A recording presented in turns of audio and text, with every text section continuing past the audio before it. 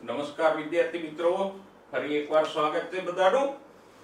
દોસ્તો, આપણે નિવસન તંત્ર સંબંધિત બાબતોની ચર્ચા કરતા હતા અને એમાં લાસ્ટ ટાઈમ આપણે વિઘટનની વાત કરી ગયા. હવે આજે જોઈએ નવો મુદ્દો, એ છે ઊર્જા પ્રવાહ. ઊર્જા પ્રવાહ કે શક્તિ પ્રવાહ અથવા તો જેને આપણે ઊર્જા સ્થળાંતરણ કહી ગયા, એ નિવસન તંત્ર માટે અત્યંત મહત્વની બાબત છે.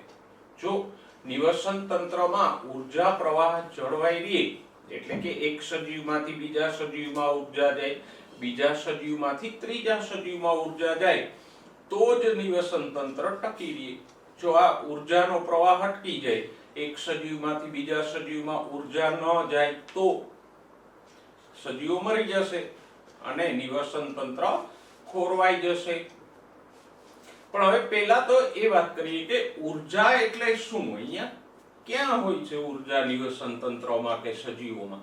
તો કે અહીંયા ઊર્જા ખોરાક સ્વરૂપે હોય છે. જુઓ, વનસ્પતિઓ સૂર્ય ઊર્જા ગ્રહણ કરે, પછી એ સૂર્ય ઊર્જાને શેમાં ફેરવે? તો કે એ સૂર્ય ઊર્જાને CO2 નું રિડક્શન કરી અને ગ્લુકોઝ બનાવે, તો એ સૂર્ય ઊર્જા ગ્લુકોઝના બંધોમાં સંચિત થાય. એટલે કે ખોરાકના અણુઓમાં જે રાસાયણિક બંધો હોય એની અંદર આ સૂર્ય ઊર્જા સંગ્રહિત થાય. એટલે ઊર્જા ક્યાં છે? ખોરાકમાં, અથવા તો ખોરાકના અણુઓના બંધોમાં ઊર્જા હોય. તો પછી આપણે કહી શકીએ કે ખોરાક સ્વરૂપે ઊર્જા એક સજીવમાંથી બીજા સજીવમાં જાય. લીલી વનસ્પતિઓ જે સૂર્ય ઊર્જાથી ખોરાક બનાવે, એ ખોરાક તૃણાહારીમાં જાય, તૃણાહારીમાંથી માંસાહારીમાં જાય. તો આમ એક સજીવમાંથી બીજા સજીવમાં આ ખોરાક સ્વરૂપની રસાયણ ઊર્જા જાય, એને જ આપણે કહીએ ઊર્જા પ્રવાહ. તો ઊર્જા ક્યાં હોય એ સમજાઈ ગયું, અને ઊર્જા પ્રવાહ કેવો હોય એનો પ્રાથમિક ખ્યાલ આવ્યો બાળકો? ઓકે, હવે જો આપણી ટેક્સ્ટબુકના મુદ્દામાં પેલું જ વાક્ય લખેલું છે કે ઊંડા સમુદ્રના જલતાપીય નિવસન તંત્રો સિવાયના નિવસન તંત્રો. તો પહેલા તો આપણે એ સમજી લઈએ કે આ ઊંડા સમુદ્રના જલતાપીય એટલે કે હાઇડ્રોથર્મલ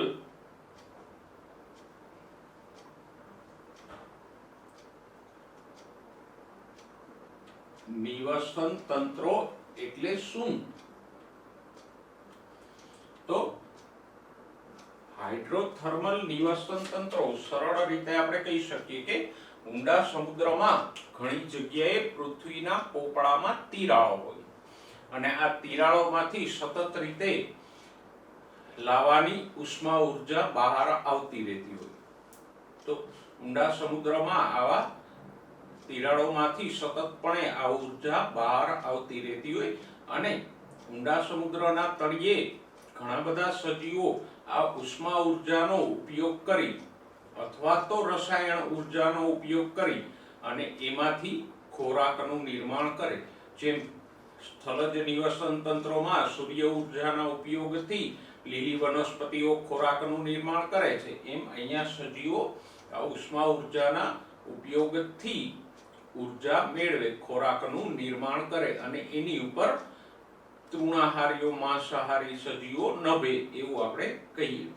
તો આ જે ઉષ્મા ઊર્જા આધારિત ઊંડા સમુદ્રના તળિયાના નિવસન તંત્રો છે, એને માટે ઊર્જાનો સ્ત્રોત કયો છે?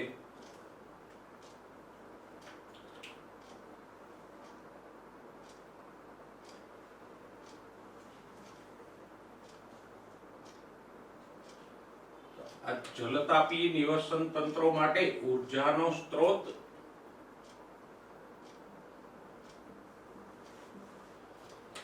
ઉષ્મા ઊર્જા છે અથવા તો ભૂતાપીય ઉષ્મા છે.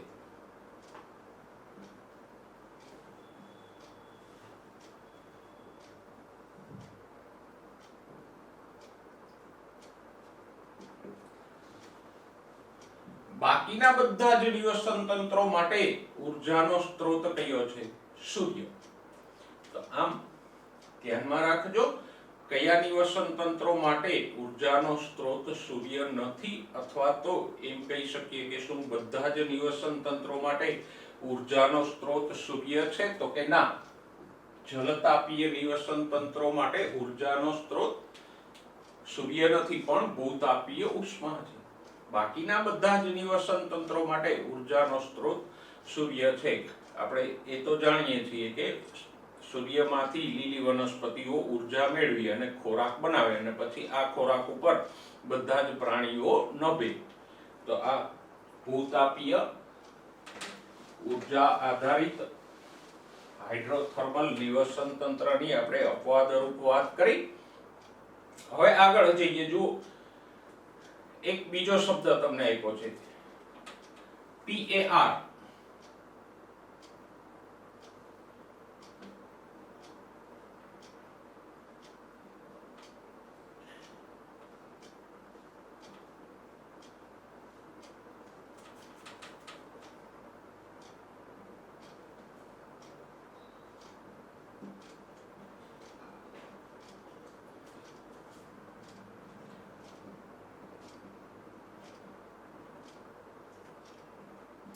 photosynthetically active radiation.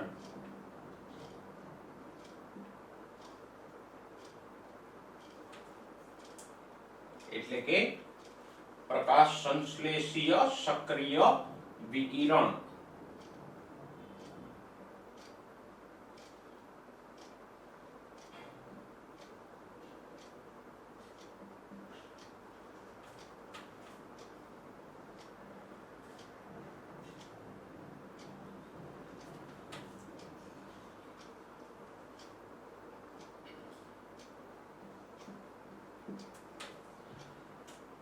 તો આ PAR નું ફૂલ ફોર્મ યાદ રાખજો, ફોટોસિન્થેટિકલી એક્ટિવ રેડિયેશન.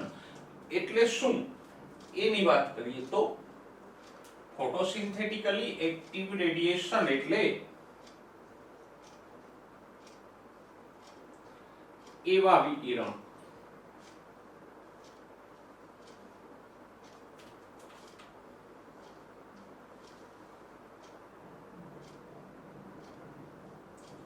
જેનું શોષણ કરી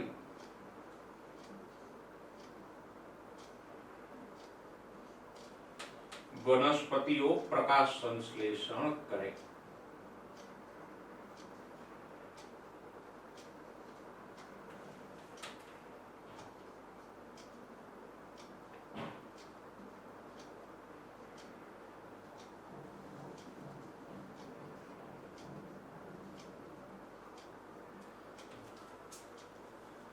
અથવા તો એમ કહીએ કે વનસ્પતિ જે વિકિરણનું શોષણ પ્રકાશ સંશ્લેષણ માટે કરે એને આપણે કહીએ ફોટોસિન્થેટિકલી એક્ટિવ રેડિયેશન.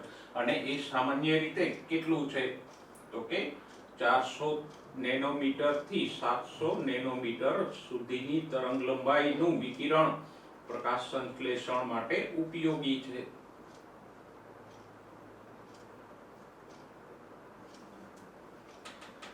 આનાથી ઓછી કે વધુ તરંગ લંબાઈ પ્રકાશ સંશ્લેષણ માટે ઉપયોગી થતી નથી. ઓકે, તો PAR બરાબર સમજાઈ ગયું. PAR નો અર્થ અને એનું પૂરું નામ.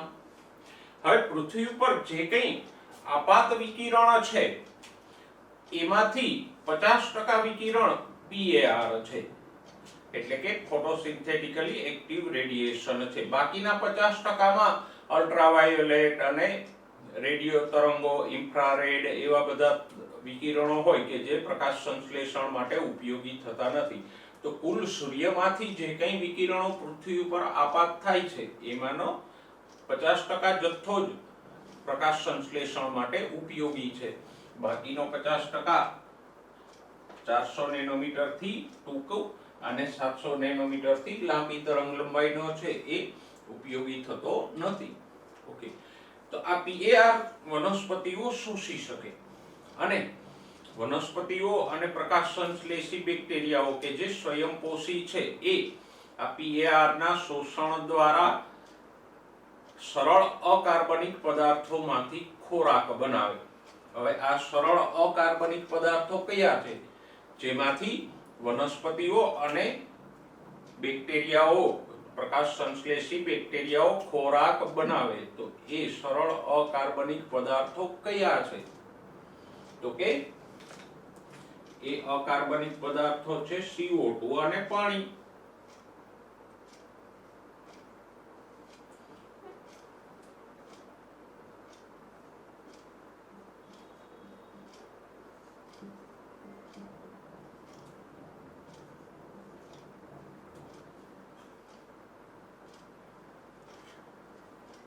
જો આ સમીકરણ આપણે ભણ્યા તો આ બે સરળ અકાર્બનિક પદાર્થોમાંથી ખોરાક બન્યો અને કોના દ્વારા બન્યો? તો કે આ PAR ના શોષણથી, એની ઉર્જાથી બન્યો. ઓકે, તો આ ચર્ચા આપણે કરી. હવે કુલ વિકિરણનું 50% PAR છે, પણ એ પૈકી પણ વનસ્પતિઓ માત્ર 2 થી 10% ગ્રહણ કરે. કારણ કે ઘણું બધું વિકિરણ તો જમીન ઉપર પડતું હોય, સમુદ્રના પાણીમાં પડતું હોય, શહેરોના મકાનો ઉપર, રોડ રસ્તાઓ ઉપર પડતું હોય, તો એ તો વનસ્પતિ શોષવાની નથી. તો આજે કુલ વિકિરણ પૃથ્વી ઉપર આપાત થાય છે PAR સ્વરૂપનું, એ પૈકી વનસ્પતિઓ ફક્ત કેટલું ગ્રહણ કરે છે? 2 થી 10%. તો હવે વિચારો કે કુલ વિકિરણના 50% વિકિરણના 2 થી 10%, એટલે ટોટલ વિકિરણના કેટલા થયા? 1 થી 5%. જેટલું વિકિરણ આપાત થાય છે પૃથ્વી ઉપર, એ પૈકી પ્રકાશ સંશ્લેષણ માટે ફક્ત કેટલું શોષાય છે? 1 થી 5% જેટલું. અને PAR ના સંદર્ભે કહીએ તો જેટલું ફોટોસિન્થેટિકલી એક્ટિવ રેડિયેશન આપાત થાય છે, એ પૈકી વનસ્પતિ કેટલું ગ્રહણ કરે છે? 2 થી 10% જેટલું. અને આટલું નજીવું રેડિયેશન શોષાય છે છતાં પણ એમાંથી એટલો બધો ખોરાક કે ઉર્જા પ્રાપ્ત થાય છે કે જેના દ્વારા આ સમગ્ર જીવસૃષ્ટિ નભી રહી છે. અને આટલા 2 થી 10% રેડિયેશન ઉપર જ બધા જ સજીવો આહાર માટે પ્રત્યક્ષ કે પરોક્ષ રીતે નભે છે. ઓકે, તો આ ચર્ચા આપણે કરી. એક શબ્દની ચર્ચા પણ કરી લે કે બધા જ સજીવો પ્રત્યક્ષ કે પરોક્ષ રીતે ખોરાક માટે ઉત્પાદકો ઉપર આધારિત છે. ઉત્પાદકો એટલે કોણ? લીલી વનસ્પતિઓ. એને આપણે ઉત્પાદકો શું કામે કહીએ? તો કે એ પ્રકાશ સંશ્લેષણથી ખોરાક ઉત્પન્ન કરે છે, માટે આપણે લીલી વનસ્પતિ કે પ્રકાશ સંશ્લેષી બેક્ટેરિયાને ઉત્પાદકો કીધા. અને ઉત્પાદકો ઉપર બધા જ સજીવો ખોરાક માટે પ્રત્યક્ષ કે પરોક્ષ રીતે આધાર રાખે છે કે નભે છે. પ્રત્યક્ષ રીતે કોણ અને પરોક્ષ રીતે કોણ? પ્રત્યક્ષ એટલે ડાયરેક્ટ, પરોક્ષ એટલે ઇનડાયરેક્ટ. જો તૃણાહારી કે જે સીધા જ વનસ્પતિમાંથી ખોરાક મેળવે છે, તો એ ઉત્પાદકો ઉપર પ્રત્યક્ષ રીતે આધારિત છે. જ્યારે માંસાહારીઓ ખોરાક માટે વનસ્પતિ ઉપર જ આધારિત છે, પણ કેમ? પરોક્ષ રીતે, ઇનડાયરેક્ટલી. એ સીધા વનસ્પતિમાંથી ખોરાક નથી મેળવતા, પણ તૃણાહારી માંથી મેળવે છે. આપણે કહી શકીએ હરણ ખોરાક માટે પ્રત્યક્ષ રીતે વનસ્પતિ ઉપર આધારિત છે, જ્યારે સિંહ પરોક્ષ રીતે ખોરાક માટે વનસ્પતિ ઉપર આધારિત છે. આમ આપણે ઉર્જા પ્રવાહ સંબંધિત થોડીક પ્રાથમિક ચર્ચા કરી. ઉર્જા પ્રવાહની ચર્ચામાં આગળ વધીએ દોસ્તો, તો નિવસન તંત્રમાં ઉર્જાનો પ્રવાહ કેવો હોય? તો કે એક દિશીય હોય, વન વે. શા માટે? તો કે એક વખત ઉર્જા આવે એ ફરીવાર પાછી ઉપયોગમાં આવતી નથી. જો સૂર્યમાંથી ઉર્જા કોણ ગ્રહણ કરે? લીલી વનસ્પતિઓ. વનસ્પતિમાંથી ખોરાક સ્વરૂપે ઉર્જા ક્યાં જાય? તૃણાહારીમાં. તૃણાહારીઓના શિકાર દ્વારા એ ઉર્જા કોણ મેળવે? માંસાહારીઓ.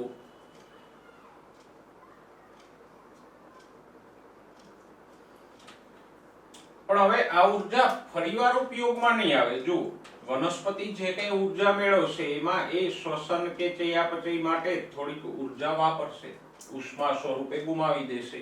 જેમ આપણે જે ખોરાક મેળવીએ છીએ એમાંની ઉર્જા આપણા રોજબરોજના કામમાં આપણે શ્વસન દ્વારા વાપરીએ છીએ અને વપરાયેલી ઉર્જા ઉષ્મા સ્વરૂપે રિલીઝ થઈ જાય.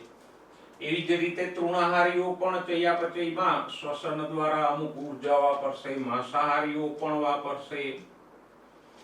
અને શરીરમાં જે કાંઈ ઉર્જા જમા હશે એ સજીવનું મૃત્યુ થશે ત્યારે મૃતદેહમાં રહેલી આ ઉર્જા વિઘટકોને મળી જશે અને વિઘટકો દ્વારા વિઘટન થશે તો એ ઉર્જા ઉષ્મા સ્વરૂપે મુક્ત થઈ જશે.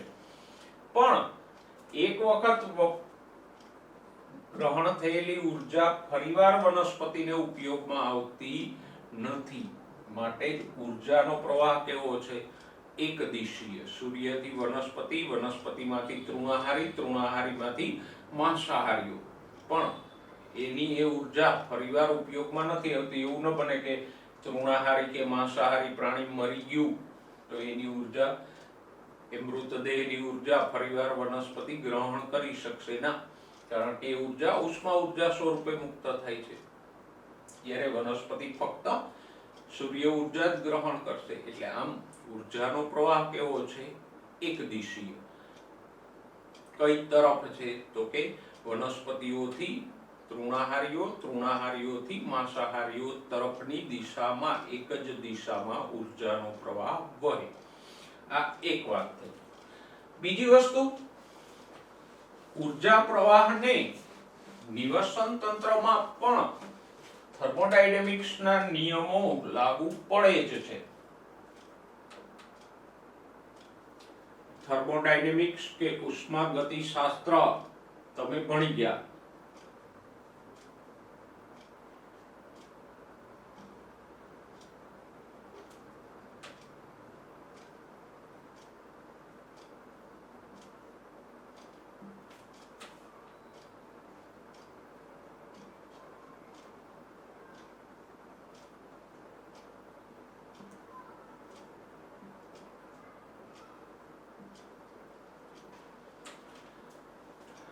થર્મોડાયનેમિક્સના બંને નિયમોને આ નિવસન તંત્રનો ઉર્જા પ્રવાહ પણ અનુસરશે.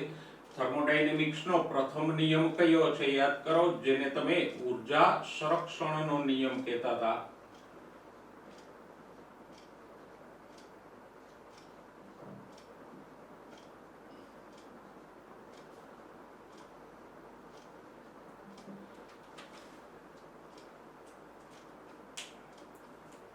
કે વિશ્વમાં ઉર્જાનો જથ્થો અચળ છે. નવી ઉર્જા ઉત્પન્ન નથી કરી શકાતી કે ઉર્જાનો નાશ નથી કરી શકાતો. ફક્ત એને એક સ્વરૂપમાંથી બીજા સ્વરૂપોમાં ફેરવી શકાય. તો આ જ બાબત નિવસન તંત્રને પણ લાગુ પડે. કોઈ પણ નિવસન તંત્ર હોય એમાં ઉર્જા ઉત્પન્ન પણ નથી થતી અને એનો નાશ પણ નથી થતો. કોઈ પણ નિવસન તંત્ર હોય તો એમાં ઉર્જા સૂર્ય દ્વારા આવે અથવા તો ભૂતાપીય નિવસન તંત્રમાં ઉષ્મા ઉર્જા આવશે. તો ત્યાં ઉર્જા ઉત્પન્ન નથી થતી પણ સૂર્યમાંથી એ ઉર્જા પ્રવેશે છે અને ખોરાકના શ્વસન દ્વારા મુક્ત થયેલી ઉર્જા ઉષ્મા સ્વરૂપે મુક્ત થઈ જાય છે. તો ઉર્જા ઉત્પન્ન પણ નથી થતી, એનો નાશ પણ નથી થતો. આ એક સ્વરૂપમાંથી બીજા સ્વરૂપમાં ઉર્જા ફેરવાય છે ખરી. જેમ કે વનસ્પતિઓ સૂર્ય ઉર્જાને રસાયણ ઉર્જામાં ફેરવે અને પછી સરવાળે એ રસાયણ ઉર્જા ઉષ્મા સ્વરૂપે ફેરવાઈને મુક્ત થાય. આમ નિવસન તંત્રમાં પણ ઉર્જા ઉત્પન્ન નથી થતી કે એનો નાશ નથી થતો. એનું એક સ્વરૂપમાંથી બીજા સ્વરૂપમાં રૂપાંતરણ થાય છે. ઓકે, થર્મોડાયનેમિક્સનો બીજો નિયમ,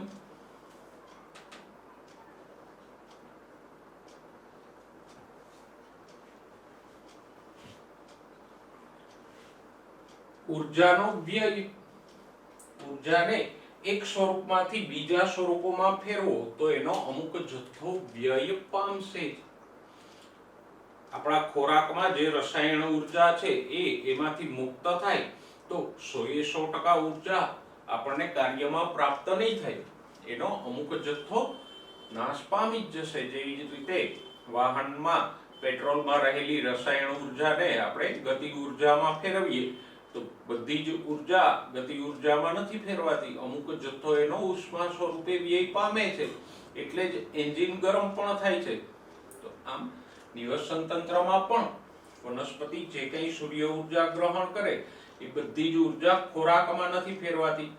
એવી જ રીતે ખોરાકનું દહન થઈ અને જે ઉર્જા મુક્ત થાય છે એમાંની બધી જ ઉર્જા કાર્યમાં ઉપયોગી નથી થતી. બંને તબક્કામાં પ્રકાશ સંશ્લેષણ અને શ્વસન બંને પ્રક્રિયામાં ઉર્જાનો અમુક જથ્થો વ્યય પામે જ છે. તો અહીંયા આપણે સમજી શકીએ કે નિવસન તંત્ર પણ થર્મોડાયનેમિક્સના નિયમોથી મુક્ત નથી. નિવસન તંત્રનો ઉર્જા પ્રવાહ પણ થર્મોડાયનેમિક્સના આ નિયમોને અનુસરે જ છે.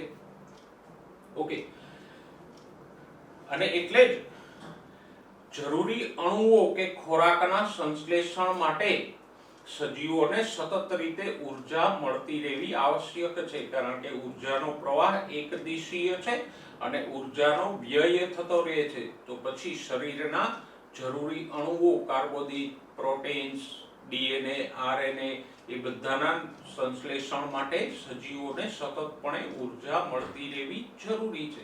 જો ઉર્જા મળતી રહે તો જ એ વધતા જતા અવ્યવસ્થાપન સામે સંઘર્ષ કરી શકે કે ટકી શકે અથવા તો પોતાનું જીવન ટકાવી શકે. ક્યારે? જો સતત એને ઉર્જા મળતી રહે તો જ. અને એ ઉર્જા આપણને ક્યાંથી પ્રાપ્ત થાય છે? સૂર્યદેવમાંથી એ ઉર્જા સતત રીતે નિવસન તંત્રને મળતી રહે છે. તો આમ નિવસન તંત્ર સંબંધે આપણે થર્મોડાયનેમિક્સના નિયમોની ચર્ચા કરી. બંને નિયમો જરા તમારા ભૌતિકશાસ્ત્રના પુસ્તકમાંથી તાજા કરી લેજો અને એ સમજી લેજો કે થર્મોડાયનેમિક્સના બંને નિયમો નિવસન તંત્રને કેવી રીતે લાગુ પડે છે. દોસ્તો, હવે આગળ વધીએ. આહાર શૃંખલા અને આહાર ઝાડ એ ઉર્જા પ્રવાહ સાથે જ સંકળાયેલો મુદ્દો છે અને આપણા પુસ્તકમાં આપણને એ અલગથી નથી આપ્યો, પણ પેજ નંબર 245 ઉપર ચોથા પેરેગ્રાફમાં આહાર શૃંખલા અને આહાર ઝાડની ચર્ચા આપી છે. પણ એ પહેલા આપણે જરા તાજું કરી લઈએ કે આપણે નિવસન તંત્રમાં ઉત્પાદકો કોને કીધા? તો કે લીલી વનસ્પતિઓ અને પ્રકાશ સંશ્લેષી બેક્ટેરિયાઓ જે ખોરાક ઉત્પન્ન કરે છે એને આપણે ઉત્પાદકો કીધા. સ્થલજ નિવસન તંત્ર હોય તો ઉત્પાદકો તરીકે શાકીય અને કાષ્ઠીય વનસ્પતિઓ. શાકીય એટલે નરમ પ્રકાંડવાળી ઘાસ જેવી વનસ્પતિઓ, સાદા શબ્દોમાં કહીએ તો ઘાસ અને છોડ. અને કાષ્ઠીય એટલે વૃક્ષોની જેમ કઠણ પ્રકાંડ ધરાવતી વનસ્પતિઓ. તો સ્થલજ નિવસન તંત્રમાં ઉત્પાદકો તરીકે મુખ્યત્વે શાકીય અને કાષ્ઠીય વનસ્પતિઓ હોય. જલજ નિવસન તંત્ર હોય તો વનસ્પતિ પ્લવકો એટલે કે એક કોષીય ડાયટમ્સ જેવી તરતી વનસ્પતિઓ, લીલ અને અન્ય જલીય વનસ્પતિઓ ઉત્પાદકો તરીકે હોય. એ તો આપણે સમજી શકીએ. હવે આહાર શૃંખલા અને આહાર ઝાડ વિશે ચર્ચા કરીએ. તો આહાર શૃંખલા એટલે શું? તો કે આપણે વાત કરી કે ખોરાક સ્વરૂપે ઉર્જા વનસ્પતિઓમાંથી તૃણાહારીમાં અને તૃણાહારીમાંથી માંસાહારીમાં જાય તો એ શું થયું? આહાર શૃંખલા. ભલે અહીંયા ખોરાકની સાથે ઉર્જા મહત્વની છે, પણ એક શૃંખલા તો બની ને, વનસ્પતિ, એના પછી તૃણાહારી, એના પછી માંસાહારી. તો એક જે ચેઇન બની ખોરાક માટેની એને આપણે શું કહીશું? આહાર શૃંખલા. અને આ આહાર શૃંખલા ભક્ષક ભક્ષ્યના આંતર સંબંધોને કારણે રચાય. કેવી રીતે? તો કે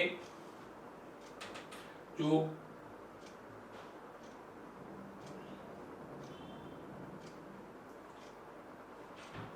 ઘાસ એમાંથી હરણ ખોરાક મેળવે, હરણમાંથી ઉદાહરણ તરીકે સિંહ કે વાઘ ખોરાક મેળવે, તો આ ખોરાક માટેની એક શૃંખલા થઈ. પણ અહીંયા આ બે ક્રમિક સજીવો વચ્ચે શેનો સંબંધ છે? ભક્ષક ભક્ષ્યનો. અહીંયા હરણ ભક્ષક છે, ઘાસ ભક્ષ્ય છે. આમાં સિંહ ભક્ષક છે, હરણ ભક્ષ્ય છે. તો આહાર શૃંખલાનું નિર્માણ કરવા માટે આ વસ્તી આંતર સંબંધો જે આપણે ગયા ચેપ્ટરમાં ભણ્યા એ પૈકીના ભક્ષક ભક્ષ્યના સંબંધોથી આહાર શૃંખલાનું નિર્માણ થાય અને ખોરાક એક સજીવમાંથી બીજા સજીવોમાં જાય એને આપણે શું કહીએ? આહાર શૃંખલાઓ. હવે સાથે સાથે બીજો એક શબ્દ પણ સમજી લઈએ, આહાર જાળ. જો અહીંયા આપણે એક નાનકડું ઉદાહરણ લખ્યું હતું કે ઘાસ કે વનસ્પતિ છે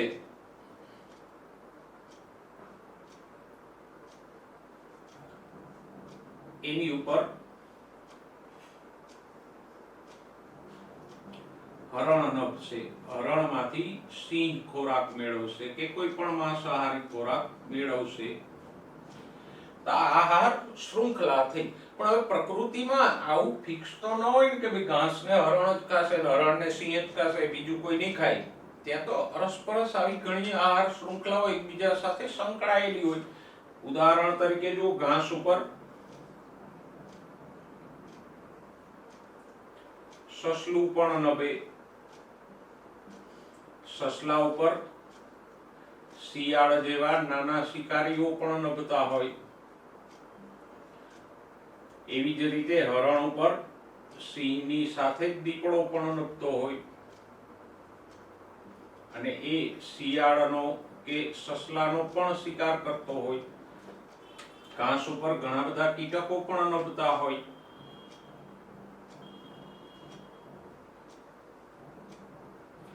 કીટકો ઉપર દેડકા જેવા માંસાહારી નભતા હોય, દેડકાઓ ઉપર સાપ જેવા શિકારીઓ નભતા હોય, સાપની ઉપર માંસાહારી ગરુડ જેવા પક્ષીઓ પણ નભતા હોય. તો આમ આવી આહાર શૃંખલાઓ અરસપરસ સંકળાયેલી હોય. જેમ કે કીટકો ઉપર ઘણા લિઝાર્ડ કે કાંટીડાઓ પણ નભતા હોય. તો આમ આહાર શૃંખલાઓ અરસપરસ સંકળાઈ જાય. તો હવે આ શું બની ગયું? આહાર જાળ. આહાર શૃંખલા છે ફક્ત સમજ માટે છે. કુદરતમાં વાસ્તવિક રીતે આહાર શૃંખલાઓ ન હોય, પણ આહાર શૃંખલાઓ સંકળાઈને શું બનાવી દે? આહાર જાળ. તો આમ ખોરાક એક સજીવમાંથી બીજા, બીજા સજીવમાંથી ત્રીજા સજીવમાં જાય એને આપણે શું કહીએ? આહાર શૃંખલા. અને આવી આહાર શૃંખલાઓ પરસ્પર સંકળાવાથી શું બને? આહાર જાળ. તો આ બે શબ્દો આપણે પ્રાથમિક રીતે સમજ્યા. આહાર શૃંખલા કોને કહેવાય અને આહાર જાળ કોને કહેવાય.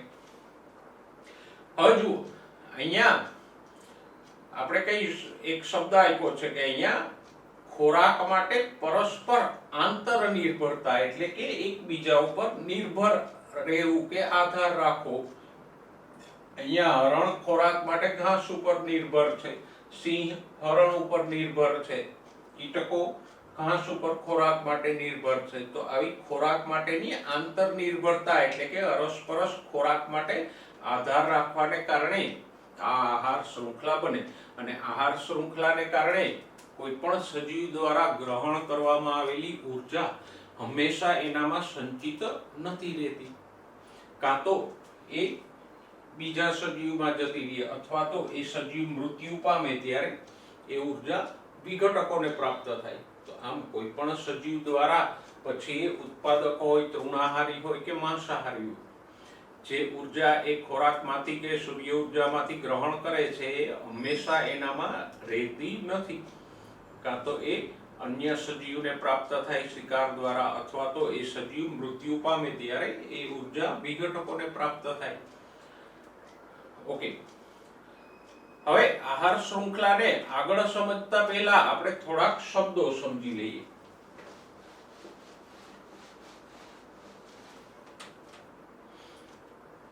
જો આપણે એ જ આહાર શૃંખલાને લખીએ, ઘાસ, એના ઉપર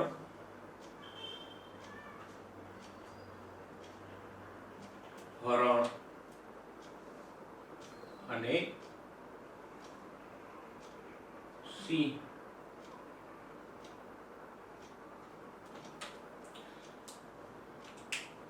તો હવે અહીંયા ઘાસને આપણે શું ગણી શકીએ? એ તો આપણે જાણીએ છીએ, ઉત્પાદકો કહી શકીએ, કારણ કે એ પ્રકાશ સંશ્લેષણથી ખોરાક ઉત્પન્ન કરે છે. તો લીલી વનસ્પતિઓને આપણે ઉત્પાદકો કહી શકીએ. હરણ, સિંહ વગેરે જે ખોરાક જાતે નથી બનાવતા, પણ ખોરાક માટે લીલી વનસ્પતિઓનો પ્રત્યક્ષ કે પરોક્ષ ઉપયોગ કરે છે, એને આપણે કહીશું ઉપભોગીઓ.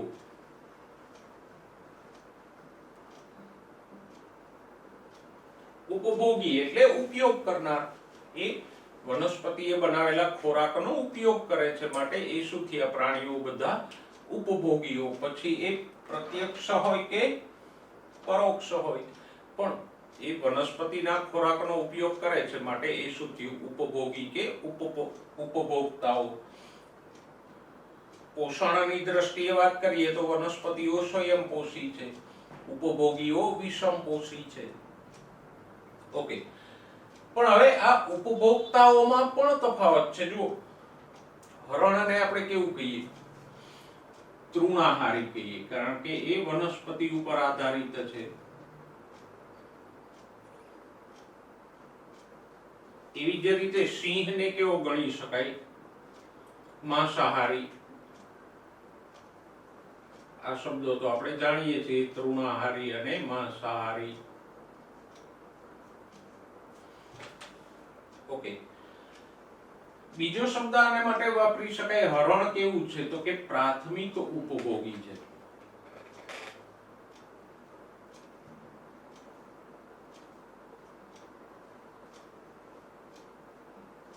તો તૃણાહારીઓ કેવા થાય? પ્રાથમિક ઉપભોક્તા, કારણ કે આ ખોરાકનો ઉપયોગ સૌથી પહેલા કોણ કરે છે? હરણ.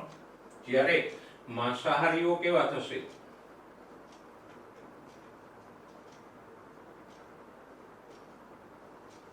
દ્વિતીય ઉપભોક્તા.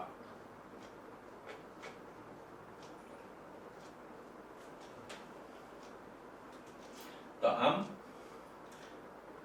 ઉપભોક્તા કે ઉપભોગીઓને પણ આપણે વિભાજિત કરી શકીએ, તૃણાહારી અને માંસાહારી, અથવા તો તૃણાહારી એટલે પ્રાથમિક ઉપભોક્તા, માંસાહારી એટલે દ્વિતીય ઉપભોક્તા. ઘણીવાર એવું પણ બને કે આહાર શૃંખલા લાંબી હોઈ શકે. જો એક વધારાની આહાર શૃંખલા હું અહીંયા લખું તો ઘાસ, એની ઉપર નભે કીટકો,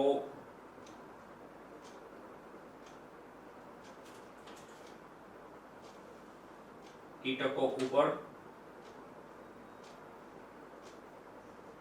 દેડકો, અને દેડકાનો શિકાર કરશે સાપ.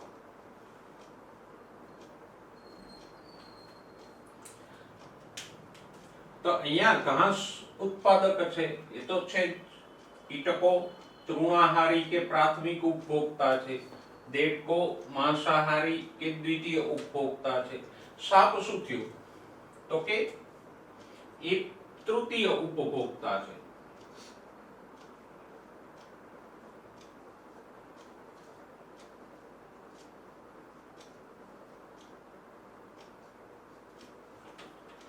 જો ખોરાકનો સૌથી પહેલો ઉપયોગ કોણે કર્યો? કીટકોએ.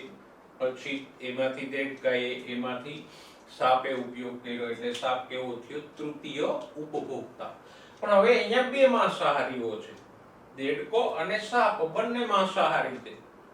તો હજી એક શબ્દ આપણે પ્રયોજી શકીએ. દેડકાને આપણે શું કહીએ અહીંયા? હવે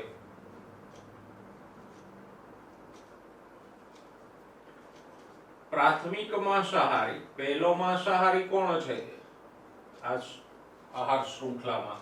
દેડકો, માટે એ પ્રાથમિક માંસાહારી. જ્યારે સાપ દ્વિતીય માંસાહારી.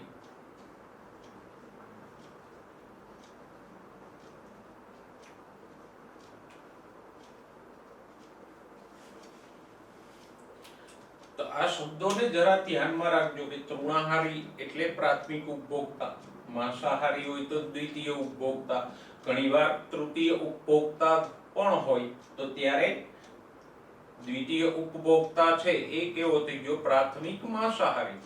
જ્યારે તૃતીય ઉપભોક્તા કેવો થશે? દ્વિતીય માંસાહારી, કારણ કે પહેલો ઉપભોક્તા કોણ છે? તૃણાહારીઓ. તો પછી દ્વિતીય ઉપભોક્તા પહેલો માંસાહારી થયો, જ્યારે તૃતીય ઉપભોક્તા બીજા ક્રમનો માંસાહારી થયો. તો દ્વિતીય ઉપભોક્તા એટલે પ્રાથમિક માંસાહારી, તૃતીય ઉપભોક્તા એટલે દ્વિતીય માંસાહારી. અને જો હજુ આની ઉપર સાપ ઉપર આપણે કોઈ શિકારી પક્ષીઓ લખીએ બાજ જેવા, તો એ શું થશે? ઉપભોક્તાની વાત કરીએ તો એ શિકારી પક્ષી થશે ચતુર્થ ઉપભોક્તા, અને માંસાહારીની વાત કરો તો એ થશે તૃતીય માંસાહારી. તો આ જે શબ્દો પુસ્તકમાં અલગ અલગ જગ્યાએ વપરાય, ક્યાંક તૃણાહારી લખ્યું હોય, ક્યાંક પ્રાથમિક ઉપભોક્તા લખ્યું હોય, ક્યાંક દ્વિતીય ઉપભોક્તા શબ્દ વાપર્યો હોય, ક્યાંક પ્રાથમિક માંસાહારી લખ્યું હોય, તો એ આપણને કન્ફ્યુઝ ન કરે. તો આ રીતે આપણે આખું જે કઈ શબ્દો છે આહાર ઝાડ સંબંધિત એને સમજી શક્યા. તમારા પુસ્તકમાં આ પેરેગ્રાફ પૂરો થાય ત્યાં અંડરલાઈન કરજો. સ્થલજ નિવસન તંત્રમાં કીટકો, પક્ષીઓ અને સસ્તનો, અને જલજ નિવસન તંત્રમાં મૃદુકાય પ્રાણીઓ એ તૃણાહારી તરીકે હોય, જ્યારે માંસાહારી તરીકે સ્થલજ નિવસન તંત્રમાં સામાન્ય દેડકા જેવા નાના પ્રાણીઓથી લઈ અને સિંહ, વરુ, શિયાળ, દીપડા, વાઘ એવા મોટા પ્રાણીઓ હોઈ શકે, અને એની ઉપર બીજા પ્રાણીઓ પણ સંભવ છે. જલજ નિવસન તંત્રમાં શિકારી માછલીઓ માંસાહારી તરીકે આવેલી હોય. ઓકે, તો ધ્યાનમાં રાખજો, મૃદુકાય પ્રાણીઓ કેવા છે? તૃણાહારીઓ જલજ નિવસન તંત્રમાં. જ્યારે સ્થલજ નિવસન તંત્રમાં કીટકો, ઘણા બધા દાણા કે ફળ ખાનારા પક્ષીઓ અને ઘાસ ચરનારા સસ્તનો એ તૃણાહારી છે. ઓકે, નીચે પેજમાં છેલ્લે તમને આવી જે આહાર શૃંખલા આપી છે એમાં જુઓ, તૃણ એટલે ઘાસ, તો એ ઉત્પાદક છે. ઘાસ ખાનારી બકરી પ્રાથમિક ઉપભોક્તા છે, અને મનુષ્ય અહીંયા દ્વિતીય ઉપભોક્તા છે. પણ હવે મનુષ્યનું સ્થાન નિશ્ચિત નથી. મનુષ્ય જો શાકાહારી હોય તો એ પ્રાથમિક ઉપભોક્તા થાય, પણ એ માંસાહારી મનુષ્ય હોય તો એ શું થશે? દ્વિતીય ઉપભોક્તા. મનુષ્ય, વંદો, કાગડો, કૂતરા એવા ઘણા બધા પ્રાણીઓ છે કે જે એક કરતા વધારે સ્તરે રહેલા હોય, એ શાકાહારીઓ હોય અથવા માંસાહાર પણ કરે, એટલે એ ગમે તે હોઈ શકે. તૃણાહારી સ્વરૂપે પણ હોઈ શકે અને માંસાહારી સ્વરૂપે પણ હોઈ શકે. તો આટલી આપણે આહાર શૃંખલા અને આહાર ઝાડ સંબંધિત શબ્દોની ચર્ચા કરી. એને વ્યવસ્થિત નોંધીને યાદ રાખજો, જેથી કરી એકનો એક માટે અલગ અલગ શબ્દો પ્રયોજાય તો કન્ફ્યુઝન ન થાય. હવે આહાર શૃંખલાના પ્રકારો આપણે જોઈએ. આહાર શૃંખલાના બે પ્રકારો પાડી શકાય. એક છે GFC એટલે ગ્રેઝિંગ ફૂડ ચેઇન.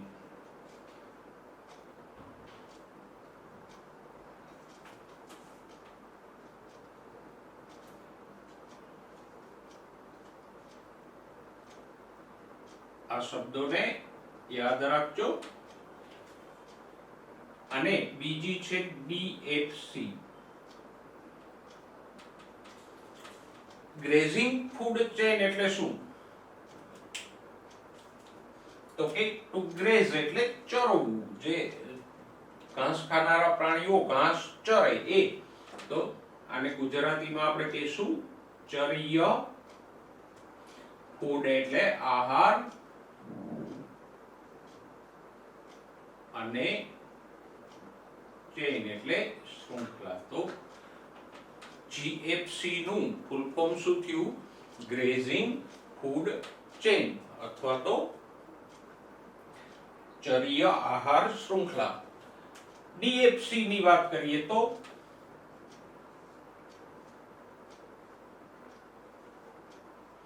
ડેટ્રિટસ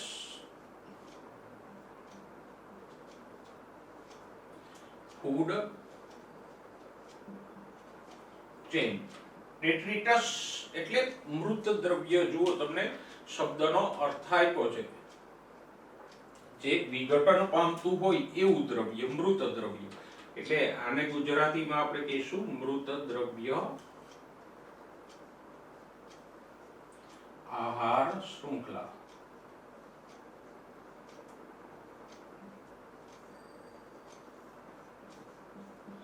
સરળતાથી બે પ્રકારો આપણે સમજી શકીએ. જો જીએફસી કે ચરીય આહાર શૃંખલા આપણે કોને કહીએ, તો કે જેની શરૂઆત તૃણાહારીઓના વનસ્પતિ ખાવાથી થતી હોય એને આપણે ચરીય આહાર શૃંખલા કહીએ. જેમ કે હમણાં જ આપણે લખી હતી કે ઘાસ, હરણ અને સિંહ, અથવા તો ઘાસ, કીટકો, દેડકો, સાપ. તો ત્યાં શરૂઆત ક્યાંથી થઈ છે? તૃણાહારીઓ લીલી વનસ્પતિનો ખોરાક તરીકે ઉપયોગ કરે, એટલે કે ઘાસ કે વનસ્પતિ ચરે. તો એવી આહાર શૃંખલાને આપણે શું કહીએ? Grazing food chain, GFC. DFC કોને કહેવાય? તો કે મૃતપોષીઓ મૃત દ્રવ્યોમાંથી ખોરાક મેળવે, અને એ જે આહાર શૃંખલા હોય એને આપણે શું કહીએ? તો કે ડીએફસી, મૃત દ્રવ્ય આહાર શૃંખલા. દાખલા તરીકે કોઈ સમજવા માટે આપણે ઉદાહરણ લઈએ તો કોઈ વિશાળ ગુફા હોય, એની અંદર ઘણા બધા ચામાચીડિયાઓ વસતા હોય, અને એ ચામાચીડિયાઓની ચરક જમીન ઉપર કે પાણીમાં નીચે પડતી હોય, તો એ ચરક મૃત દ્રવ્ય છે. એની ઉપર ઘણા બધા સજીવો નભતા હોય, મૃત પક્ષીઓ. એ મૃત પક્ષીઓ ઉપર વળી એના માંસાહારીઓ નભતા હોય, કરોળિયા કે એવા, અને એ કરોળિયાઓ કે એની ઉપર બીજા માંસાહારીઓ નભતા હોય. તો આમ અહીંયા શરૂઆત ક્યાંથી થઈ? ચરક જેવા મૃત દ્રવ્ય. અથવા તો જંગલની જમીન ઉપર જે સળતા ડાળખા પાંદડાઓ હોય, તો ઘણા બધા પ્રાણીઓ, સજીવો આ મૃત ડાળખા પાંદડાઓ ઉપર નભતા હોય, એમાંથી બીજા પ્રાણીઓ ખોરાક મેળવતા હોય. તો અહીંયા મૃત દ્રવ્યથી શરૂઆત થાય, માટે આવી આહાર શૃંખલાને આપણે શું કહીશું? મૃત દ્રવ્ય આહાર શૃંખલા. તો આમ આહાર શૃંખલાના આ બે પ્રકારો છે. સામાન્યતઃ જલજ નિવસન તંત્રમાં ચરીય આહાર શૃંખલામાં વધારે ઉર્જા વહેતી હોય, જ્યારે સ્થલજ નિવસન તંત્રમાં મૃત દ્રવ્ય આહાર શૃંખલામાં વધારે ઉર્જા વહેતી હોય. કારણ કે જે કોઈ સજીવો આ ચરીય આહાર શૃંખલામાં છે, પછી વનસ્પતિ હોય, હરણ હોય, સિંહ હોય, કીટક હોય કે દેડકો હોય, એ બધા મૃત્યુ તો પામશે, અને એ મૃત્યુ પામશે એટલે એ મૃત દ્રવ્ય શેમાં દાખલ થઈ જશે? મૃત દ્રવ્ય આહાર શૃંખલામાં. તો આમ મૃત દ્રવ્ય આહાર શૃંખલામાં સ્થલજ નિવસન તંત્રમાં જીએફસી કરતા ડીએફસી માં વધારે ઉર્જાનો પ્રવાહ રહેતો હોય. ઓકે, તો આહાર શૃંખલાના આપણે આ બે પ્રકારો જોયા. હવે નેક્સ્ટ પેરેગ્રાફમાં થોડાક એવા સજીવોની ચર્ચા કરીએ. આમ તો હમણાં આપણે એનો ઉલ્લેખ કર્યો હતો કે મનુષ્ય, વંદો, કાગડો, કૂતરો એવા સજીવો કે જે સર્વભક્ષીઓ છે, એને આપણે આહાર શૃંખલામાં ક્યાં મૂકીએ? તો કે એને આપણે આહાર શૃંખલામાં સામાન્યતઃ કોઈ પણ સ્તરમાં સાંકળતા નથી, કારણ કે એ તૃણાહારીઓ પણ હોઈ શકે અને માંસાહારીઓ પણ હોઈ શકે. તો એને આપણે ક્યાં રાખશું? કોઈ ચોક્કસ એક સ્થાનમાં ન મૂકી શકાય. તો એને તૃણાહારીઓ પણ ગણી શકાય, માંસાહારી પણ ગણી શકાય. પણ જ્યારે નિવસન તંત્રના ડેટાનું એનાલિસિસ કરીએ ત્યારે આવા સજીવોને એમાં સાંકળવામાં આવતા નથી. હવે આહાર જાળ અને આહાર શૃંખલા સંબંધે એક બીજો શબ્દ જોઈએ, પોષક સ્તર, ટ્રોપિક લેવલ.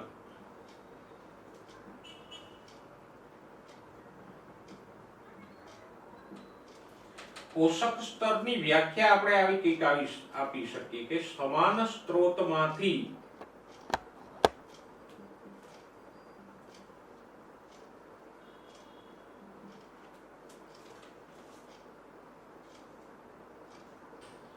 ઉર્જા એટલે કે ખોરાક મેળવતા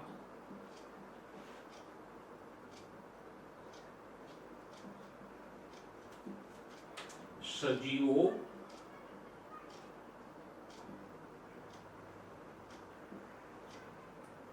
એક પોષક સ્તર રચે.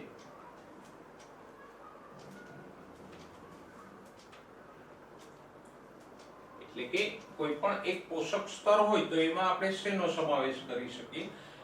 એક જ સ્ત્રોતમાંથી ખોરાક મેળવતા હોઈએ. સરળ રીતે સમજો તો જુઓ, પહેલું પોષક સ્તર નિવસન તંત્રમાં કયું હોય? અથવા તો પહેલા પોષક સ્તરમાં કોનો સમાવેશ થાય? લીલી વનસ્પતિઓનો. એ પ્રથમ પોષક સ્તરમાં આવે. શા માટે? તો કે જુઓ, લીલી વનસ્પતિઓ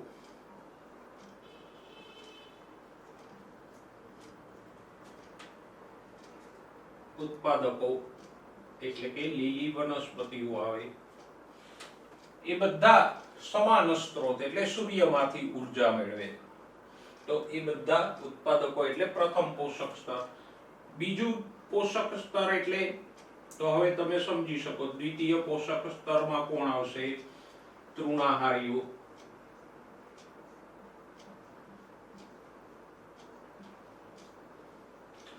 તૃતીય પોષક સ્તરમાં કોણ આવશે? તો કે પ્રાથમિક માંસાહારીઓ.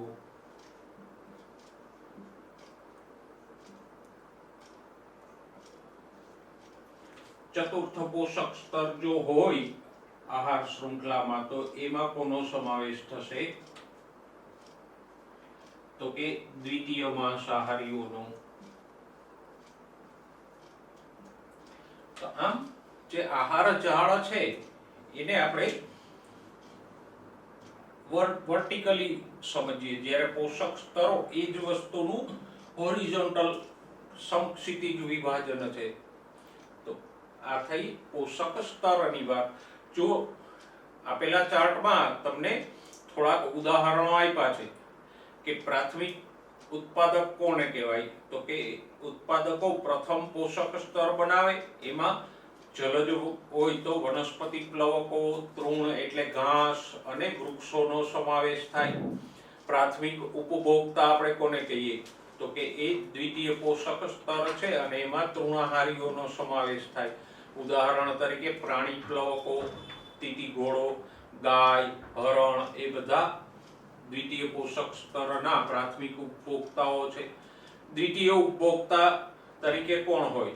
તો કે માંસાહારીઓ, જે તૃતીય પોષક સ્તર રચે છે. એમાં કોનો સમાવેશ થાય? પક્ષીઓ એટલે કે માંસાહારી પક્ષીઓ, માંસાહારી માછલીઓ, વરુ એવા બધા નો દ્વિતીય પોષક સ્તર દ્વિતીય ઉપભોક્તા તરીકે સમાવેશ થાય. તૃતીય ઉપભોક્તા કે જે ચતુર્થ પોષક સ્તર રચે છે તો એમાં ઉચ્ચ કક્ષાના માંસાહારીઓ, મનુષ્ય, સિંહ વગેરેનો સમાવેશ થાય. તો આ ઉદાહરણોથી આપણે સરળતાથી પોષક સ્તરો અને આહાર શૃંખલાને સમજી શકીએ. ઓકે, હવે આ અનુક્રમિત પોષક સ્તરો એટલે કે પ્રથમ, એના પછી દ્વિતીય, દ્વિતીય પછી તૃતીય, પછી ચતુર્થ પોષક સ્તરો, એ અનુક્રમિત પોષક સ્તરો એ ઉર્જાની માત્રા ઘટતી જાય. જેમ કે ઉત્પાદકોમાંથી બીજા સ્તરે ઉર્જા જશે તો એ એટલી નહીં જાય જેટલી ઉત્પાદકોમાં હોય. શા માટે ઉર્જાની માત્રા ઘટતી જાય? તો કે વચ્ચેથી દરેક સજીવ ઉર્જાનો વ્યય કરશે. તૃણાહારી જેટલી ઉર્જા ગ્રહણ કરશે એ બધી ઉર્જા એના શરીરમાં જમા નહીં થાય ને બધી ઉર્જા માંસાહારીને નહીં મળે, કારણ કે જે ખોરાક એ લે છે એમાંથી ઘણી બધી ઉર્જા એ ચયાપચયની ક્રિયામાં વાપરી નાખશે. એવી જ રીતે દરેક સ્તરે ઉર્જાનો વ્યય થતો રહેશે. તો ઉત્પાદકો એટલે કે લીલી વનસ્પતિ જે ખોરાક બનાવશે એ બધી જ ઉર્જા તૃણાહારીને નહીં મળે. તૃણાહારી જે કઈ ઉર્જા મેળવે એ બધી માંસાહારીને નહીં મળે. તો આમ ઉર્જાનો વ્યય થતો જશે. માટે જેમ જેમ પોષક સ્તરોમાં આપણે ઉપર જતા જઈશું એમ ઉર્જાનો જથ્થો ઘટતો જશે.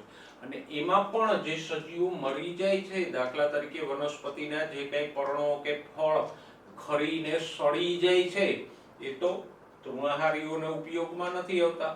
એ મૃત દ્રવ્યો તો કોને ઉપયોગી થશે? વિઘટકોને. તો આમ ઘણો બધો જથ્થો ઉર્જાનો ચયાપચયમાં વપરાઈ જાય અમુક જથ્થો મૃત દ્રવ્યમાં ફેરવાઈ જાય એટલે ઉત્પાદકોમાંથી તૃણાહારીઓમાં અને તૃણાહારીઓમાંથી માંસાહારીઓમાં ઉર્જા ઘટતી જશે. જો ત્રીજા પેરેગ્રાફમાં જુઓ તો કેટલી ઉર્જા સામાન્ય રીતે પ્રાપ્ત થાય, તો કે ચર્ય આહાર શૃંખલામાં પોષક સ્તરોની સંખ્યા મર્યાદિત હોય, 3 કે વધીને 4 પોષક સ્તરો હોય, તો એમાં ઉર્જાનું સ્થળાંતરણ 10% કરતાંય ઓછું હોય. એટલે કે ઉત્પાદકો જે કઈ ઉર્જા ગ્રહણ કરે એની 10% કરતાંય ઓછી ઉર્જા તૃણાહારીઓમાં જશે અને એની 10% કરતાંય ઓછી માંસાહારીમાં જશે. એટલે કે જો પ્રથમ પોષક સ્તરે દાખલા તરીકે 10,000 કિલો કેલરી ઉર્જા ગ્રહણ થાય છે તો એની 10% એટલે કેટલી થશે? 1000 કિલો કેલરી ઉર્જા કે એનાથી પણ ઓછી તૃણાહારીઓને મળશે. એની 10% એટલે કે ફક્ત 100 કિલો કેલરી કે એનાથી પણ ઓછી પ્રાથમિક માંસાહારીઓને મળશે અને એના 10% એટલે કે 10 કિલો કેલરી થી પણ ઓછી ઉર્જા ઉચ્ચ કક્ષાના માંસાહારીઓને પ્રાપ્ત થશે. મતલબ કે 1000 કિલો ઘાસ હોય, ઘાસમાં 1000 કિલો કેલરી ઉર્જા હોય તો એમાંથી સિંહને ફક્ત કેટલી પ્રાપ્ત થશે? 10 કિલો કેલરી કરતાંય ઓછી. તો હવે તમે વિચારો, મનુષ્ય શાકાહારી હોય તો ફાયદો કે માંસાહારી હોય તો ફાયદો? જો મનુષ્ય માંસાહારી બને તો એને શાકાહારી કરતા 10% કરતાંય ઓછી ઉર્જા પ્રાપ્ત થશે. તો આમ મનુષ્ય માંસાહાર છોડી અને શાકાહારી બને તો સરવાળે નિવસન તંત્રમાં કે જીવાવરણમાં ઉર્જાની દ્રષ્ટિએ ફાયદાકારક રહે. ઓકે, ઉપરના પેરેગ્રાફમાં આવો. જો એક શબ્દ આપ્યો છે પ્રાપ્ય પાક, સ્ટેન્ડિંગ ક્રોપ. ખાસ યાદ રાખજો આ શબ્દને. કોને કહેવાય? તો કે ચોક્કસ સમયે જે તે પોષક સ્તરમાં જીવભારનો જે જથ્થો હોય એને શું કહેવાય? પ્રાપ્ય પાક. ઉદાહરણ તરીકે એક જંગલના નિવસન તંત્રમાં પ્રથમ પોષક સ્તર એટલે કે ઉત્પાદકો કે વનસ્પતિઓના સ્તરે જીવભાર એટલે શુષ્ક વજનનો જથ્થો જે છે, for example A 1000 kilo calorie છે તો એ કેટલું? એક શું થયું? પ્રથમ પોષક સ્તરનો પ્રાપ્ય પાક. ઓકે, એવી જ રીતે એ જ સમયે એ જંગલમાં તૃણાહારીઓનો જથ્થો 1000 કિલો કેલરી છે તો એ દ્વિતીય પોષક સ્તરનો પ્રાપ્ય પાક થયો. તો આમ ચોક્કસ સમયે જે તે પોષક સ્તરમાં જે જૈવભારનો જથ્થો હોય એને આપણે શું કહીએ? પ્રાપ્ય પાક. સામાન્ય રીતે એકમ વિસ્તારમાં એની સંખ્યા કે જૈવભાર દ્વારા માપી શકાય. ઉદાહરણ તરીકે એક ખેતર ઊભું છે પાકનું, તો એમાં 1 ચોરસ મીટરમાં જે કંઈ પાક છે એને આપણે શું કહીએ? ઉત્પાદકોનો પ્રાપ્ય પાક. સામાન્યતઃ એ શુષ્ક વજનમાં એટલે કે જૈવભાર સ્વરૂપે મપાય. ઘણીવાર એને તાજા એટલે ફ્રેશ વેટ મીન્સ કે પાણી સાથેના વજન સાથે પણ માપવામાં આવે, પણ સામાન્યતઃ શુષ્ક વજનમાં જ માપવું ઉચિત છે. એ ઉચિત એટલા માટે છે કે પાણીનું પ્રમાણ બદલાતું રહેતું હોય તો આપણને તારણ પણ ખોટું મળે. એક જ ખેતરમાં આપણે જ્યારે પાકને પાણી આપ્યું હોય ત્યારે 1 ચોરસ મીટરમાંથી જથ્થો લઈએ અને થોડા દિવસ પછી પાણીનું પ્રમાણ ઘટે ત્યારે જથ્થો લઈએ તો એ બદલાશે. બીજી વસ્તુ, પાણી ઉર્જા તરીકે કામ આપતું નથી એટલે એને ગણતરીમાં લેવું ઉચિત નથી. તો આમ ફ્રેશ વેટ એટલે કે પાણી સાથેના વજનને બદલે પાણી વગરનું વજન લેવું વધારે ઉચિત છે. તો આમ આપણે આહાર શૃંખલા અને આહાર ઝાડ વિશે સવિસ્તાર ચર્ચા કરી. પહેલા તો આપણે એ સમજ્યા કે આહાર શૃંખલા અને આહાર ઝાડ કોને કહેવાય. થોડાક એના ઉદાહરણો પણ આપણે દોરીને સમજ્યા. એના પછી આહાર શૃંખલા અને આ આહાર ઝાડના આપણે બે પ્રકારો સમજ્યા, જીએફસી અને ડીએફસી, એની ચર્ચા કરી, પોષક સ્તરોની ચર્ચા કરી, દરેક પોષક સ્તરે ઉર્જાનો કેટલો જથ્થો પ્રવાહિત થાય એની વાત કરી, અને છેલ્લે પ્રાપ્ય પાક સ્ટેન્ડિંગ ક્રોપની ચર્ચા કરી. હવે અંતે પુસ્તકમાં જે આકૃતિ આપણને આપેલી છે એના દ્વારા આપણે આહાર શૃંખલા અને ઉર્જાના પ્રવાહને સમજીએ. જુઓ આકૃતિને. જો આકૃતિમાં ઉર્જાનો સ્ત્રોત કયો છે તો કે સૂર્ય. એમાંથી લીલી વનસ્પતિઓ ઉર્જા ગ્રહણ કરે અને એને આપણે ઉત્પાદકો કહીએ. બધી જ વનસ્પતિઓ એટલે શું થયું? પ્રથમ પોષક સ્તર. એ જે ઉર્જા ગ્રહણ કરે છે એમાંની ઉર્જા કોણ ગ્રહણ કરે છે? દ્વિતીય પોષક સ્તર કે પ્રાથમિક ઉપભોક્તા, જેને આપણે તૃણાહારીઓ કીધા. પણ બધી જ ઉર્જા પ્રાથમિક ઉપભોક્તાઓને નથી મળતી. જુઓ, ઘણી બધી ઉર્જા ઉષ્મા સ્વરૂપે વ્યય પામી જાય છે. કેવી રીતે? તો કે વનસ્પતિઓ જે ખોરાક બનાવે એમાંનો અમુક જથ્થો એ પોતાની ચયાપચયની ક્રિયાઓમાં વાપરી નાખશે ને, અને વનસ્પતિઓ પોતાની ચયાપચયની ક્રિયામાં જે જથ્થો વાપરે છે એ ઉર્જા ઉષ્મા સ્વરૂપે વ્યય પામી જશે. આગળ જુઓ, તૃણાહારીઓમાંથી માંસાહારીઓ એટલે કે તૃતીય પોષક સ્તરના દ્વિતીય ઉપભોક્તાઓ ખોરાક મેળવશે. પણ અહીંયા પણ બધો જ જથ્થો એ માંસાહારીઓને નહીં પ્રાપ્ત થાય.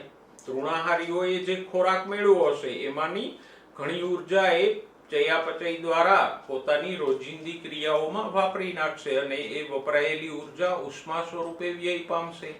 એટલે તૃણાહારીઓને જે ઉર્જા મળી હતી એના કરતા માંસાહારીઓને ઓછી ઉર્જા પ્રાપ્ત થશે. આપણે હમણાં જ કીધું, લગભગ 10% કે એનાથી ઓછી ઉર્જા પ્રાપ્ત થશે.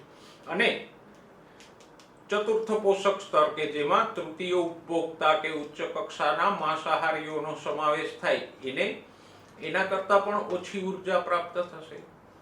સાથે સાથે નીચેની બાજુએ જુઓ, દરેક સ્તરે પછી એ વનસ્પતિઓ હોય, તૃણાહારી હોય, માંસાહારી હોય કે ઉચ્ચ માંસાહારી હોય, એમનું મૃત્યુ થાય ત્યારે તો કે કોઈ પણ મરે, વનસ્પતિ હોય કે તૃણાહારી કે માંસાહારી, કોઈ પણ સજીવ મૃત્યુ પામશે એટલે એના મૃતદેહમાં રહેલી ઉર્જા નીચે જે વિઘટકો આપ્યા છે એમને પ્રાપ્ત થશે.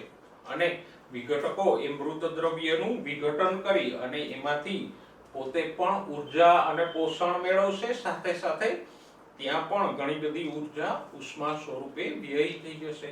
તો અહીંયા આપણે જોઈ શકીએ કે એક પોષક સ્તરેથી બીજા પોષક સ્તરમાં અને બીજા પોષક સ્તરથી ત્રીજા કે ચોથા પોષક સ્તરમાં ઉર્જાનું સ્થળાંતરણ થાય, તો એ સ્થળાંતરણની વચ્ચે ઉર્જાનો ઘણો બધો જથ્થો ઉષ્મા સ્વરૂપે વ્યય પામતો જાય. અને એટલે જ ક્રમશઃ પોષક સ્તરોમાં આપણે ઉપર જઈએ એમ ઉર્જાનો જથ્થો ઘટતો પણ જાય, અને એને કારણે જ ઉર્જાનો પ્રવાહ કેવો થઈ જાય છે? એક દિશીય, ઉત્પાદકોથી માંસાહારીઓ તરફ. ફરી વખત એ ઉર્જા ઉપયોગમાં આવી શકતી નથી. તો દોસ્તો, આજે આપણે ઉર્જા પ્રવાહ વિશે સવિસ્તાર ચર્ચા કરી. નેક્સ્ટ ટાઈમ પરિસ્થિતિકીય પિરામિડોની ચર્ચા સાથે ફરીવાર મળીશું. ત્યાં સુધી સ્વસ્થ રહો, મસ્ત રહો અને ભણવામાં વ્યસ્ત રહો.